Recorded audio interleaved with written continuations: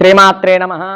భగవతు భక్తవరేణ్యులందరికీ కూడా ముందుగా కనుమ పర్వదిన శుభాకాంక్షలు తెలియచేస్తూ, మరి కనుమ అనగానే అందరికీ కూడా గుర్తు వచ్చేటటువంటి విషయం మరి పశు పూజ చేయటం అనేటటువంటిది మన హిందూ హైందవ సనాతన వైదిక ధర్మానికి చాలా ముఖ్యమైనటువంటి విషయం. మరి ఉండేటటువంటి పండుగల్లో కల్లా కూడా సంక్రాంతి పండుగ అనేటటువంటిది హిందూ సాంప్రదాయంలో ప్రధానమైనటువంటి పండుగగా అందరికీ కూడా తెలిసినటువంటి విషయమే. ఈ యొక్క సంక్రాంతి పండుగ 3 రోజుల పాటు నిర్వహించుకుంటూ ఉంటారు. మొదటగా భోగి పండుగ, ఆ తర్వాత మకర సంక్రాంతి, చివరగా మరి కనుమ పండుగను అందరూ కూడా చాలా చక్కగా నిర్వహించుకుంటూ ఉంటారు. ఈ యొక్క కనుమ పండుగ రోజున పశు పూజ చాలా ముఖ్యమైనటువంటి పాత్ర వహిస్తూ ఉంటుంది.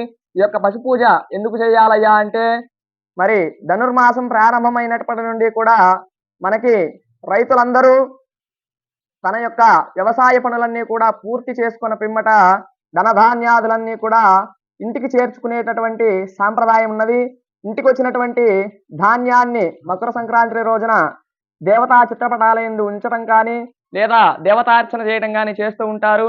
ఆ తదుపరి ఆ యొక్క వ్యవసాయానికి మూల కారణమైనటువంటి పశువులను దైవంగా భావించి రైతులందరూ కూడా పశువులను శుభ్రపరచుట, అదేవిధంగా పశువులకు గ్రాసాన్ని అందించుట, పసుపు కుంకాలతో అలంకరించి గోవును తన యొక్క కుటుంబ సభ్యుడుగాను అదేవిధంగా దైవంగాను భావించి చాలా చక్కగా ఈ యొక్క కనుమ పండుగను నిర్వహించుకోవాలి.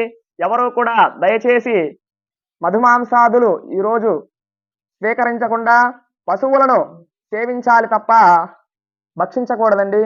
ఈ యొక్క విషయాన్ని ప్రతి ఒక్కరూ కూడా ఆలోచించి పశువులను చాలా చక్కగా సేవించండి, అదేవిధంగా సంరక్షించండి.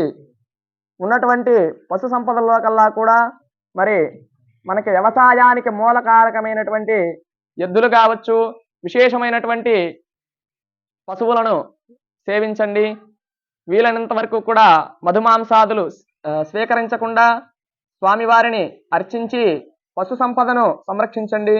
అదేవిధంగా అందరికీ కూడా కనుమ పర్వదిన శుభాకాంక్షలు మరోసారి తెలియచేస్తూ, ధర్మో రక్షిత రక్షిత, ధర్మాన్ని ఆచరించిన ఆ యొక్క ధర్మమే అందరినీ రక్షిస్తుంది.